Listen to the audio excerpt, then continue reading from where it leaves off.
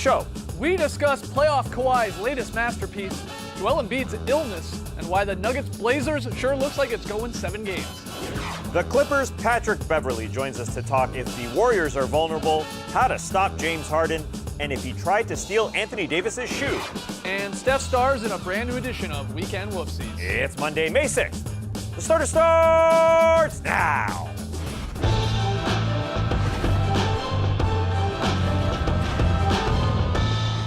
Good evening, Sweet World, and welcome to The Starters, presented by Jack Daniel's Old No. 7 and Tennessee Honey. I'm Jay Skeets, alongside me as always, Tass Mellis. We got the Aussie Lee Ellis, and over yonder, that's the bearded one, that's Trey Kirby. Hey-o! Hey, yo! Trey, what's up? Well, I'm here at the internet looking for your best tweets at hashtag The Starters, and guys, we've seen a lot of great matchups thus far in the playoffs, but perhaps no matchup has had as many ups and downs as Nikola Jokic versus press conference microphones. Thank you, guys.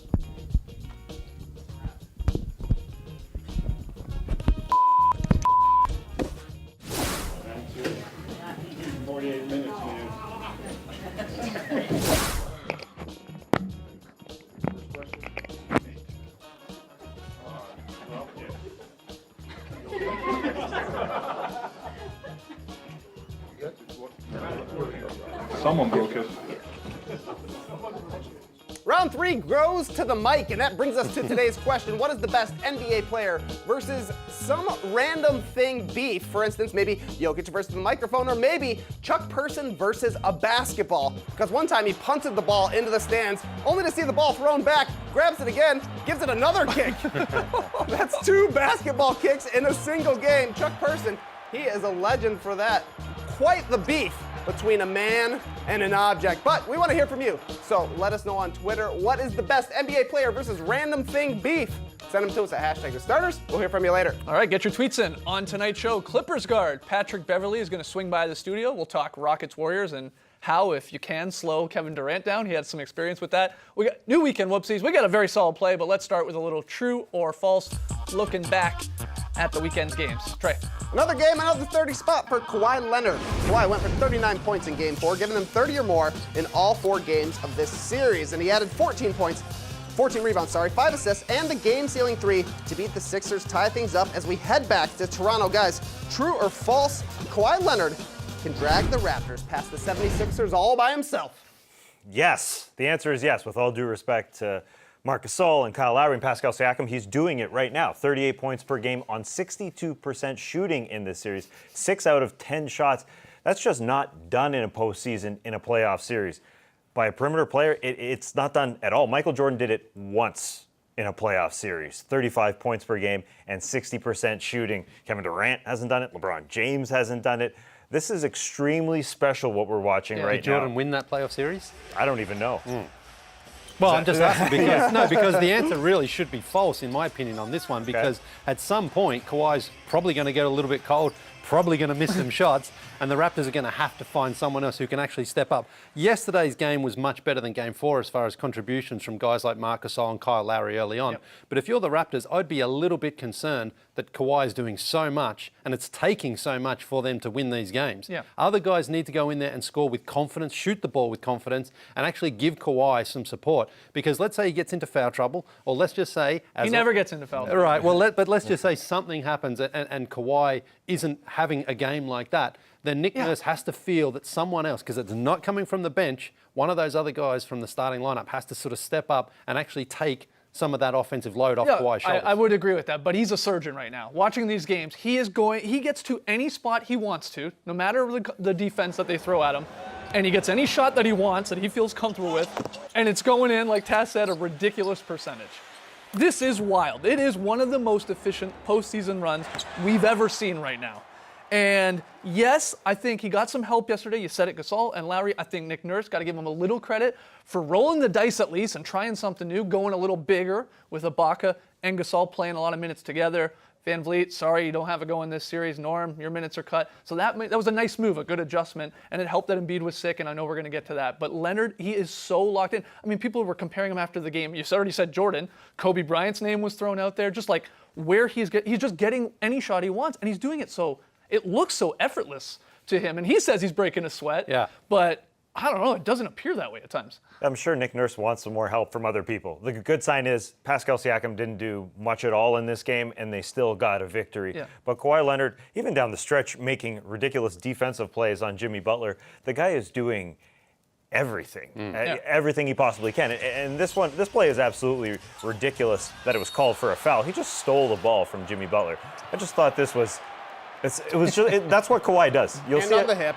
You'll That's a see it. foul. Okay, he touched his hip. They know it all the time. Oh, come on. He ate that up with his left hand. But that was, he was still doing that in the fourth quarter after putting the entire team on his back. And we'd be talking about this Sixers team entirely differently, or the series, I guess Kawhi entirely differently too, if the Sixers could just hit a shot in the fourth quarter. Yeah. That would seem like their season on the line. It sure feels like. The Raptors are favored now, but if the Sixers hit a shot, then we're talking about Kawhi a lot differently, because going into that final three that Trace showed there, he was 1 of 3 from the floor, 1 of 3 from the free throw line in the fourth quarter with turnovers. It was a bad fourth quarter because he had to do so much up until that point. Yeah. So, to Lee's point, he needs some help, undoubtedly, but hopefully Pascal is back tomorrow night.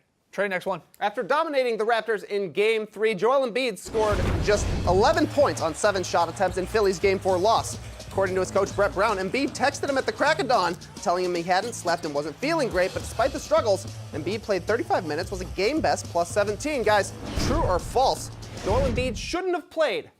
False. That's false. Yeah, he should. Who are they going to play? Greg Monroe? They picked him up in April, and he's been really good. I mean, Greg Monroe has been really, really good for the Sixers, but you're not going to have him starting and playing like 35 minutes in a playoff game that is like in a tight series. No, if Embiid thought he could play, then he had to play. I mean, there's really no excuses here. And he's even saying that after the game. Because if Embiid goes for 20 and 15, hits shots, hits some threes, and he didn't take a lot of shots, and that was a worry. But if he has that game, then we're calling this Embiid's flu game. Back to bringing it back into Michael Jordan. But he struggled again, and he's sick again. But he's a double impact player because he did struggle offensively, but defensively his presence was there, blocking shots. Just again, when Serge goes in or Marc Gasol goes in, they run into his body. They know that they're going to feel him there. And again, look at that impact that he did have there, like a plus 17. So that just shows his presence is so valuable to what Philadelphia does. Now, if he's sick, then I don't think he plays all those minutes. If he's genuinely sick and Brett Brown tries him at the start and he can't go, then he pulls him off and he can't continue to play. But I think in this situation, Embiid wasn't feeling great, but he was giving everything he could to his team. And that's what you expect from your star players in a playoff game that is so crucial like that. You expect them to sort of fight through it a little bit like that. You had some experience with getting some fluids by way of IV in Vegas once upon a time. Yeah. Mine was self-inflicted. Oh, though. okay. Yeah, a little bit too much to drink, you might say. Okay, interesting. But I mean, it is weird a little bit that he's texting his coach, at 6 in the morning of the game that day, which is an afternoon game, saying, "I don't know if I'm going to go, 8 hours from now, coach. I guess maybe have a backup plan."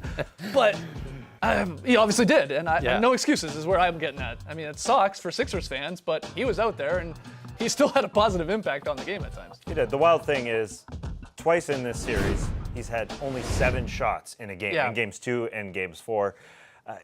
Game 2, they won because he does have an impact, but it's just strange to see this guy who is the centerpiece of this team, we talked about it the other day, have the Sixers finally hit their stride. It sure felt like that, but he's the only reason why they would hit their stride, why they be the best version of themselves. And then he comes out and doesn't shoot all that much. It's just such a drastic drop-off from Game 3, and I think it speaks more to the Sixers team that doesn't know how to put the pedal to the metal and finish off a team. Because again, that fourth quarter, they hit one shot. They had a 7-minute stretch where not one of their all-stars hit a shot. They had 0 field goals in that time, and they go on probably to win and probably to a series win if they go up 3-1. I just thought that Joel Embiid needed to do a bit more, no matter how ill he was. Trey, final one. After losing a 4-overtime heartbreaker on Friday night, the Nuggets bounced back in a major way yesterday, taking Game 4 off the Blazers in Portland, thanks to 34 from Jamal Murray and another triple-double from Nikola Jokic. We're all tied up, so guys, true or false, Nuggets-Blazers is going to Game 7, baby! Game 7! Game 7! Yeah, lean into it, my man. Game 7! It's true. Games! Okay. Yeah, it's true. Yeah, it's Game 7. False. You think it's false? Yes. Game 6 winner. Game 5 winner wins the series. Okay, why couldn't it still go 7, though?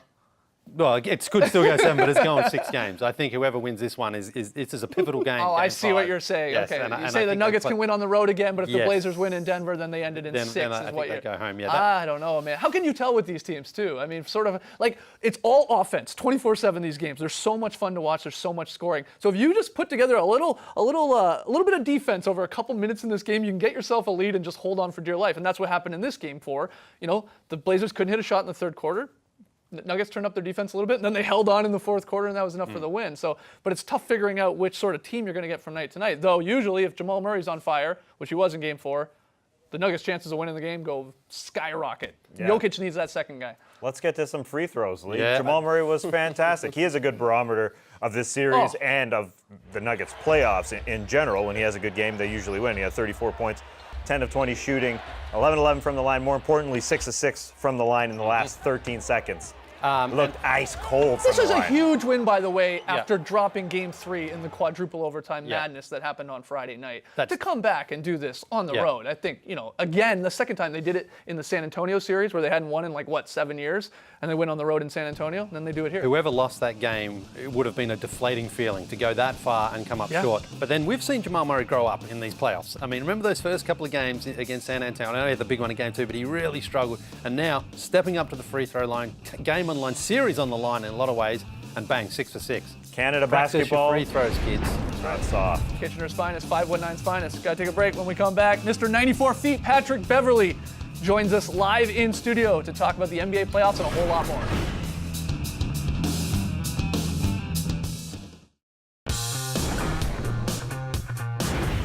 The Starters is presented by Jack Daniel's Old No. 7 and Tennessee Honey.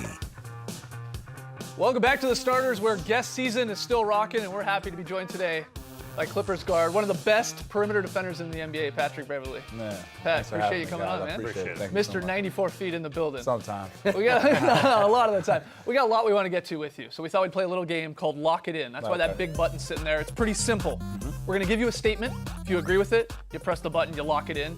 Or you lock it down in your case, playing Okay. that defense. I like it. And if you don't agree with it, don't press the button. We'll talk Right. it over, move on. do First one, you guys had an epic first round series against the Warriors. Took them to 6 games, surprised a lot of people. You and a lot of in that series were matched up against Kevin Durant. Durant is the toughest cover in the NBA right now. Do you lock that in? Is there another button I push for lock in? No, you press That's that that one. one. I right pushed there. it like 5 times. No, I gotcha. You think so? Yeah. You think it's him? And why? I Just do. because of his abilities at his height with the ball? Yeah, he's a 7-foot shooting guard.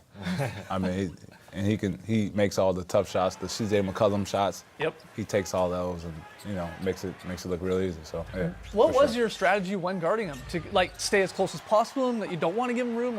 I came in thinking I give him the one-leg shots that he likes to shoot. Yeah. I give him those. I try to be physical. Don't let him, put the step back when he has coming off 2 feet. But anything else, contain, contest, hope to contain. and pray. Yeah. Play the mind game with him as well. Yeah, I try to be as physical as Yep. possible. Trying to get in his handle a little bit because he is taller. But they took him off the ball and put him in the post, and it was very different. Yeah. Yeah, the way you and Lou talked about it after the series was great. How you just laid it on the line. Yeah. The guy's amazing. What can you do? A lot. Let's get to those Warriors. What's your opinion going forward here? You guys had a great series, but are they vulnerable? Are you going to lock it in? The Warriors are vulnerable. Can they be beat? No, No. Ooh. You don't You're think just so? too good. not. It can be beating the game. Yeah. Yeah. It Not in can a be series? not a series. No, I don't think so. They're just too good all around. Can they beat themselves, maybe? I guess that's the old no. What about Steph Curry's recent struggles? People are making a big deal out of, even his numbers are still great, but I guess they're not Curry-like numbers with Durant sort of taking over as the main guy. Is there anything to that, or is that just No, I just a feel storyline like, that we blow up? the more you play a team, the more confidence you get. Yeah. Of course, Golden State, surprised everybody by their style of play. Yep. I think teams are used to it now. They're running Steph off the line, trying to make him finish, and having a tough time finish. But in doubt, get a ball to Kevin Durant. There's no disrespect to the players on their team, Yeah. of course, but he can do things that people can't do. Well, final game of the regular season, I wanted to show you this. Cameras caught you talking with Jay Crowder, and everybody was like, all right, Pat's giving him advice Hey, here. I did not give him that advice. Well, that's Did interesting. you tell yeah. him to lose in 5 games? Yeah, Lock that in. well, yeah. Definitely didn't give him that advice. Yeah, the question was going to be, you know how to stop or slow Harden because you had some experience, obviously playing against him in practice, Yeah. being around him. That's what you were talking about Yeah. with Jay. And I don't know what Jay decided. Yeah. Was that just as strange to you watching that as everybody I else? mean, yeah. The MVP, I mean, you can't play behind him. Yeah. Yeah. I think I'm a pretty smart guy when it comes to basketball, but yeah, you can't play him. If somebody play behind me, I get buckets. Right. Very, very strange still to watch. Yeah. You got to go to another strange scenario. Back in January against the Pelicans, you tried to steal Anthony Davis's shoe. Is that what happened? You gonna lock that in? No. I was subbing in the game. Okay. I was gonna bring the shoe back on the court when I subbed in. And then Ian Clark, he tried to be Mr. Hero and made it obvious, whatever, and then the ref saw it. Yeah. So what happened? Was there a timeout called and you were just going back to your bench with it or something? 'Cause No, it looked like it was a timeout call. I was walking back. I was okay. gonna bring him back. He's from Chicago, so it's a little We Chicago thing. Yeah. All right, we solved it. We solved the Yeah. issue Now there. There you're you trying go. to take shoes. No. You got enough shoes. You're fine with that. All right, next one here. I'm fascinated to know the answer to this. Lou Williams is the coolest guy in the NBA. Do you lock that in? 3 times. Yeah, okay. I mean, that's just a no-brainer. No, easy. Really. That's just the smoothest, calmest, coolest, under pressure, like calm. Don't Right. move. Like don't phase, not phase. He's just Lou. And then he's eating nachos after the game. Like, it's Yeah. no big deal. Just with him last night. I mean, he's the best. Yeah, he's it's one of the cool. best And teammates I've like, ever had. I mean, being around him he's what, 34? I mean, that old? something like that. 32 at least, maybe coming up on 33. He's still doing this time year after year after year. He seems to be getting better. Yeah. Especially in the coming off the bench role. I think the 6 man's help him. Yeah. He's not putting a lot of minutes on his body. I think he plays like 26, 27 minutes a game. Right. So over a span of a career, that's not the 30, 31, that everyone else plays. And he gets it done. All right, last question for you. You are a free agent this offseason. Are you going to lock this in? You know where you're signing next season. No, Let's get you back. He gave us Come a second. on. He gave us a No, second. I've never been a free agent, so I'm definitely going to enjoy this time. Right. So, no, I can't lock that in. Nah. You're gonna be wined and dined here and all that. I hope so. Yeah, I hope so too, man. That's the plan. Work my ass off. I hope so. Well, we really best of appreciate luck. you. Really appreciate you coming on the show, Thanks for man. having me, guys. I appreciate it. Catch Pat tonight on Game Time Live, coming up right after the starters as we get ready for the playoffs as they continue. When we come back, we got a brand new batch of Weekend Whoopsies. Oh, Steph coming up short. What happened?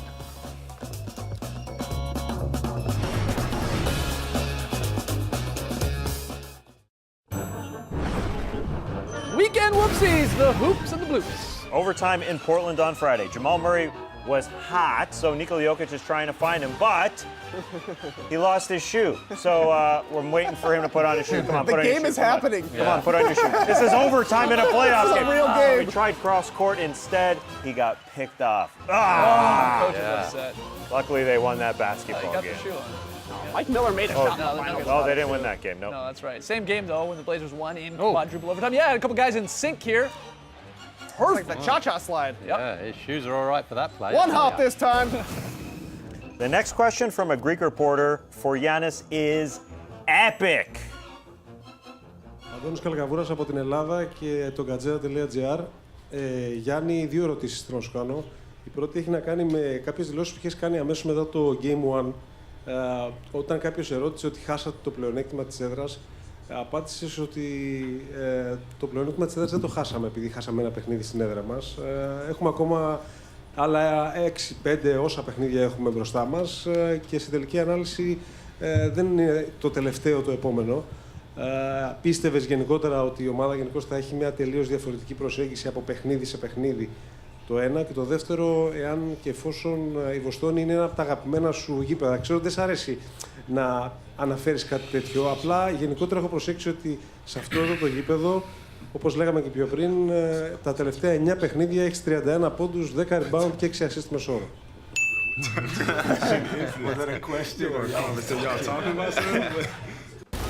He just asked how the weather was in Milwaukee. Draymond Green trying to get back to the Warriors bench. Gets cut in the crossfire here of the Rockets dance team. Whoa! Easy! This Chris Paul jump ball with 1.5 seconds left in the fourth was great. Okay. Let's try that again. Yeah. He wins He it. wins it. Oh, no. Yeah. Well, that game in overtime, less than 24 seconds. Steph all alone, throw it down. Comes up short. It was a very, very bad game for Steph. And this is how he ended it. And then the Warriors just gave up. They're like, we're not going to foul. It was weird. Very, very strange. Draymond Green hit James Harden in the face again Oh, boy. on Saturday. Now, the effects of the claw in Game 2 still evident on Harden's face post-game, which led to this Chris Paul comment. Considering how they still look, were your eyes affecting you or bothering you at all tonight? What do you mean how they look? You look crazy. Not wrong. Kyle Lowry doesn't need Draymond Green around to get hit in the face. He can do it himself. Watch this. Yeah, first glance, you're like, okay, you got hit there by JJ Redick. Nope. Oh. It's Lowry accidentally popping himself in the eye and then going down, trying to get the call on Lowry, I guess. Yeah. I don't know if that would be an offensive or defensive foul, but strange. As we showed you earlier, Nikola Jokic with yet another press conference gem this postseason.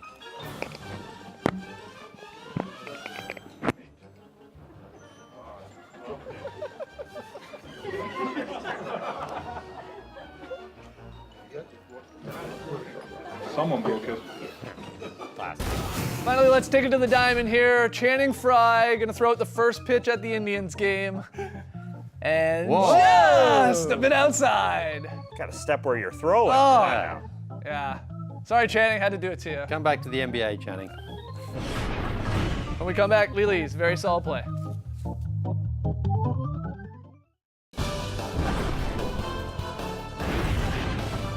Oh, look who it is. Marcus Smart will play in Game 4 tonight in Boston.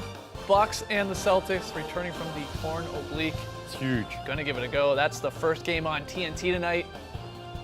I'm gonna call it a pivotal game for the Celtics, Lee. Wow. The Celtics, yeah. Wow. They gotta win this one. You can't go back to Milwaukee down 3-1. And then Warriors-Rockets. Warriors trying to stay around, trying to take their 2 games at home. So another big game 4 there. Can't wait. Why for don't the those. Celtics win then? What's Game 5? Still pivotal. Ah, Yep. okay. Every game is pivotal from here Right. on out. That's what we've decided. Okay. All right. Very solid play. Yeah, this one is actually from Saturday night's Rockets-Warriors game. That ball was zipping and fizzing and bopping and ropping around, and here it is, one of those examples. Look at this, Eric Gordon in the corner. Swish bomb 3, that's what I love to see. Yep. It's beautiful. Totally. I call a very solid play. Why'd you pick a play from Saturday night? What happened to Sunday's games? Hey, the games are just as important. Saturday, Sunday, Friday. It was bopping and ropping. Oh, That's what he loves to see. Sorry. All right. Tomorrow we'll be bopping and ropping and bopping and bopping and slopping on the Starters Drop podcast. The drop. Oh, dropping and dropping. You know we'll be dropping the drop. So keep your ears and your eyes ready for that one, peel for that one, and we'll be back here tomorrow night as well. Thanks for joining us, folks. And remember, NBA Game Time Live with Patrick Beverley coming up Great tonight, people. now.